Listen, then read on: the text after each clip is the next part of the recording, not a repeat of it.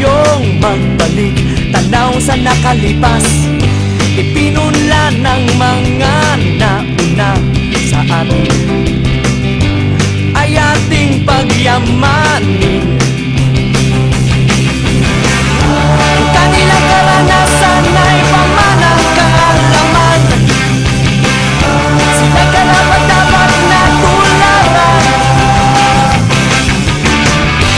Kabataan tayo na, sino nga ba ang susulat ng kasaysayan ng ating lahi? Tayo na, tayo na, kabataan tayo na, kabataan tayo na. Suriin natin ang mga pangyayari ng ating panahon. Ang kasalukuy ay puno ng pagsubok, subalit di na tayo maniligaw,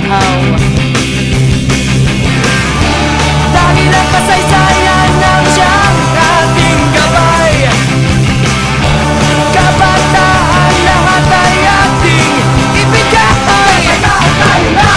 Kabataan tayo na,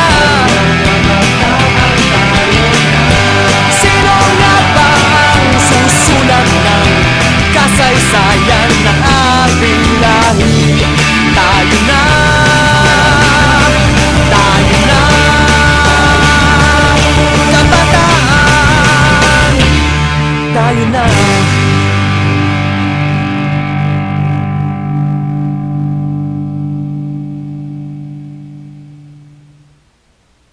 Cool! Ang hip na hip sa mga bagets ngayon ay ang mga accessories na ito. Ayan. Excuse me, ano yan? Alam niyo ba kung saan gawa yan o kung sino may gawa niyan? Yeah, these are chevron beads from Baguio. Ifugaos. These are authentic Kaminga beads.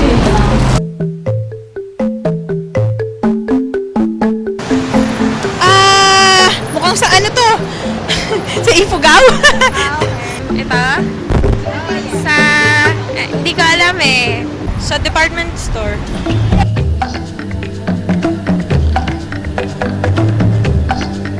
Ako po si Dato Migkatay, Victorino Saway, isang katutubong talaandig ng Bukidnon. Hindi ibig sabihin na pag isa kang katubo, parang taong bundo ka. Parang ganun kasi ang konsepto. Isang karaniwang tao ka. Katulad ng iba dyan, ang isang bagay lang na nakakaiba sa'yo, dahil may sarili kang tinatawag na identity, parang tanda sa pagkilala. Kung mayroong sayaw ang iba, mayroon ka rin sayaw. Kung mayroong awit o kanta yung iba, mayroon ka rin. May sarili kang kanta. Kung sabihin ng batas, mayroon ka rin batas.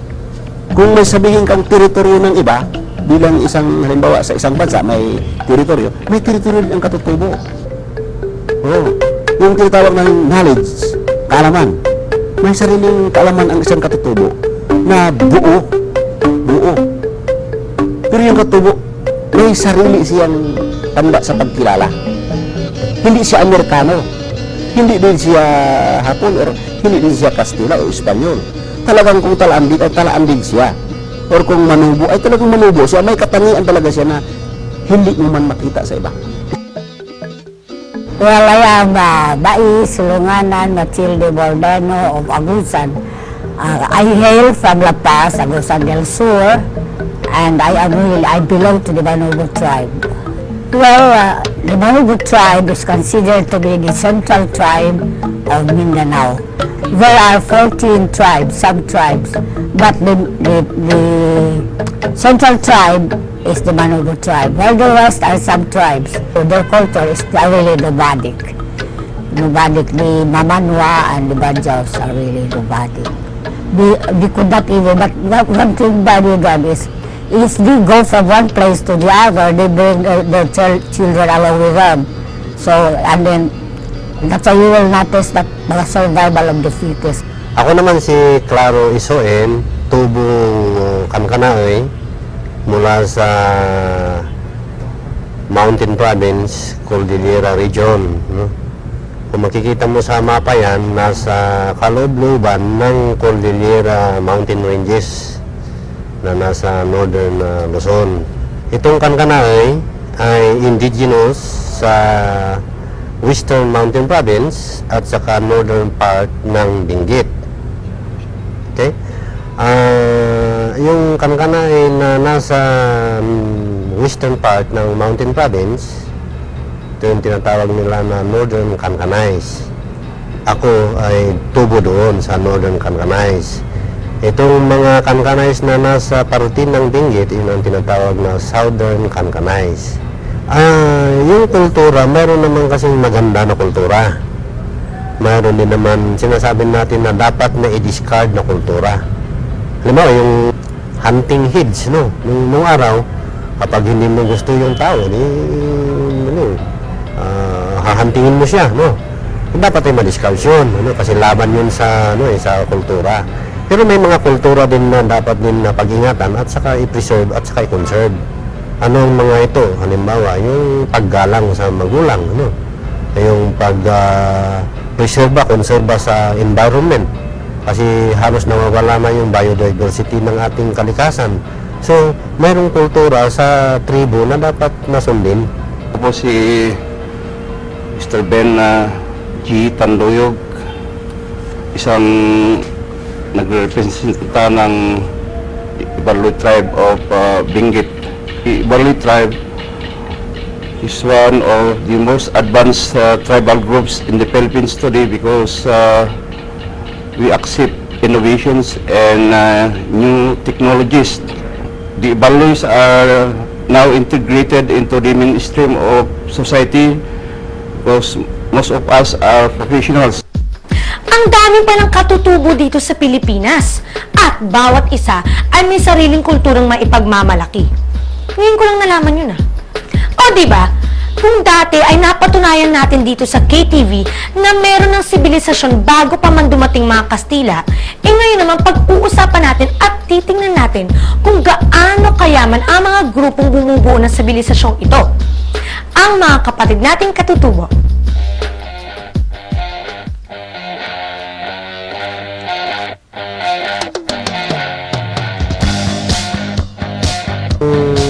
Tunay na dahilan kung bakit ang mga tao ay umaalis sa Cordillera na pupunta sa ibang rehiyon o dito sa Manila o kaya nag-migrate sa ibang ay dahilan sa maaaring dala ng kahirapan sa pamumuhay. Ito ay maaaring sila nga ay nawalan ng lupa gaya ng nangyari doon sa Abra, no? Nung pinasok ng gobyerno yung Silupil na tinatawag, so nagkaroon ng ng parang sort of insurgency, Pangalawa is that ang productivity ng agrikultura doon sa Cordillera ay mababa dahil ang itong kasing mountainous area, yun ang tinatawag namin sa agrikultura na marginalized, na kung naubos na yung nutrients nito, bumababa yung produksyon. Kaya kapag bumababa yung produksyon, siyempre kunti ang makakain, Ganun ang relasyon nun.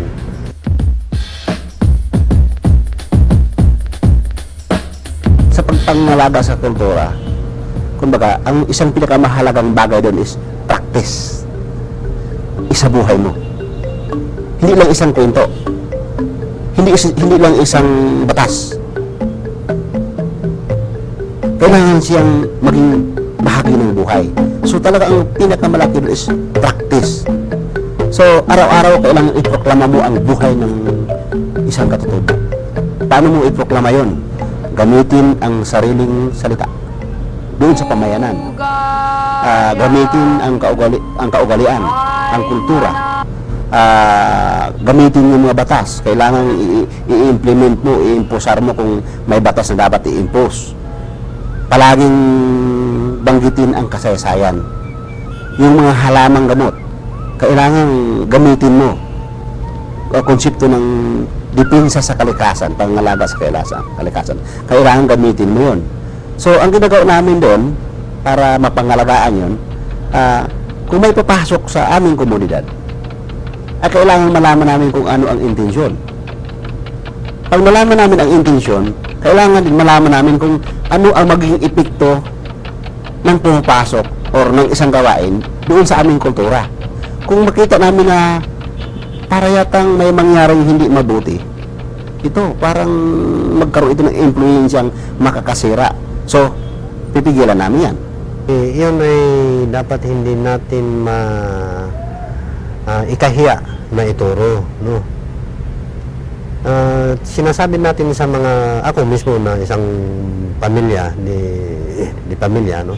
Tinuturo ko kung paano ang paggamit ng bahag, ano ang gamit ng halimbawa kasi sa bahay mayroong gongs, ano, paano ang paggamit ng gongs, ano ang gamit ng solibaw na tinatawag, mga musical instrument yun, ano. So yun ay dapat na ituro sa mga bata, kasi kahit na sa panahon na ito na halos ay pumapasok na rin ng kultura, no, na mainstream culture, hindi dapat na maalis din ang tinatawag na indigenous culture. Ano yun? Ngayong mas kilala na natin ang mga katutubo, sana na may matandaan natin kung saan sila matatagpuan. Sabayan niyo naman ako dito sa Kasaysayan Dance Steps.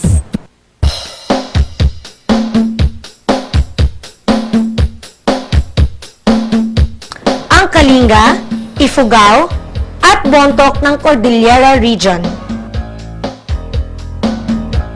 Ang Bago, Kankanay, Isnug, Tinggian, Ibaloy, Kalanguyas ng Ilocos. Ang Gadang, Ilonggot, Tinggian, Ivatan, Ibanag, Isinay ng Cagayan. Ang Kankanaay, Ibaloy, Igorot, Dumagat, Negrito ng Central Luzon. Ang Tagbanwa, Batak, Mangyan ng Southern Luzon. Ang Magahat ng Central Visayas.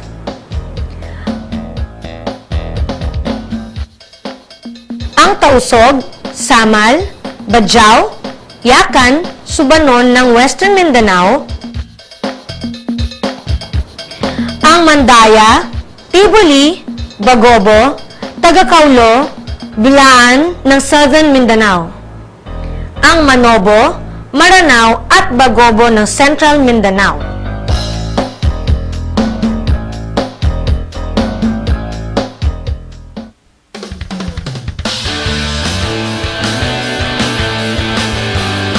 Ang bida ng bayan natin ngayon ay isang matagumpay na katutubo. Paano niya narating ang tagumpay kasabay ng pagpapanatili ng kanyang kultura?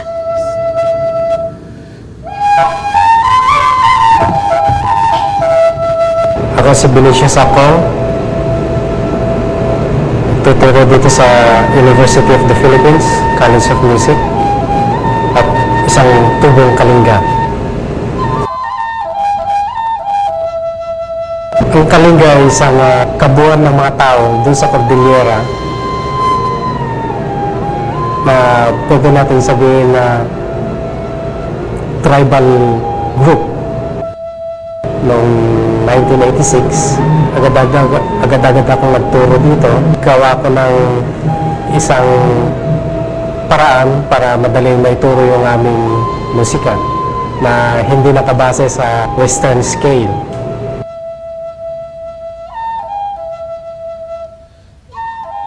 Tungkol naman sa musika ay natututunan lang ito ng mga katutubo sa tinatawag nating imitation process. Kung ano man ang ginagawa ng mga matatanda, yun ang kanilang ginagawa rin. alinsunod naman dun sa melodic patterns, yun ang sensitibong bagay ay implanted na sa bata. Kaya habang lumalaki yun ang kanyang naririnig palagi at yun ang kanilang gagayahin. Ang budong sa amin ay, kung sa English ay peace pact, ng isang tribo at saka isang tribo na magkaroon ng isang matiwasay na pagsasama at ilalagay ang budong.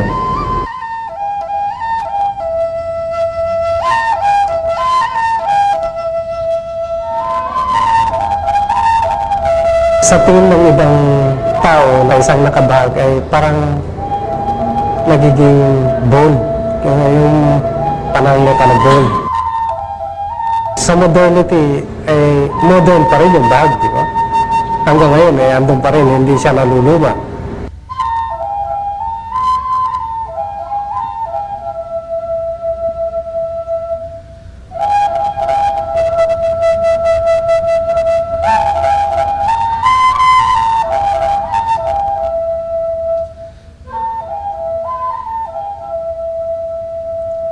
Sa mga kabataang Pilipino ay kung ano man ang nakagisnan nating kultura ay dapat yan ang ating mahalin.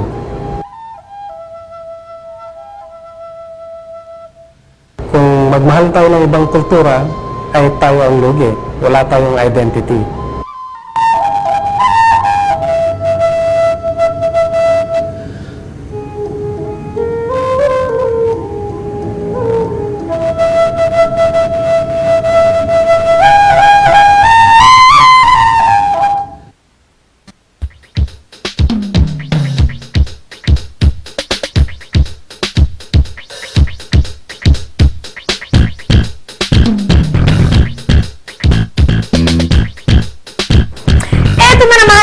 Kasaysayan Top 6!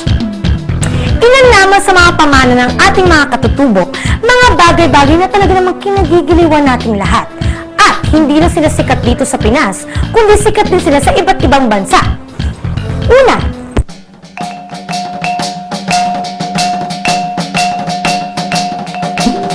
pangalawa,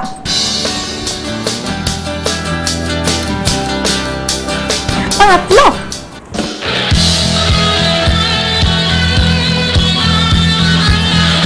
pang-apat,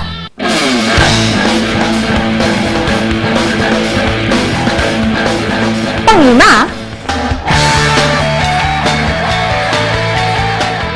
pang-anim,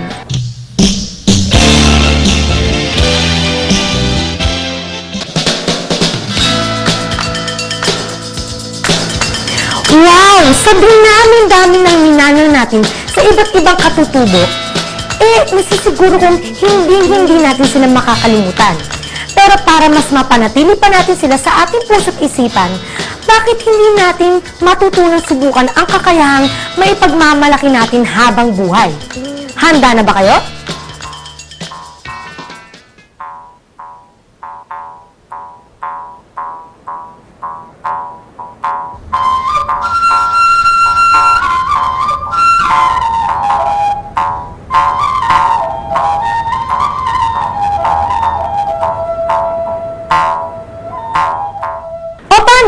Siguro naman ay nakilala na natin ng husto ang ating mga kapatid na katutubo, mga Pilipinong tunay na may pagmamalaki dahil sa yaman na kanilang kultura. Hanggang sa susunod na linggo, dito lamang sa KTV.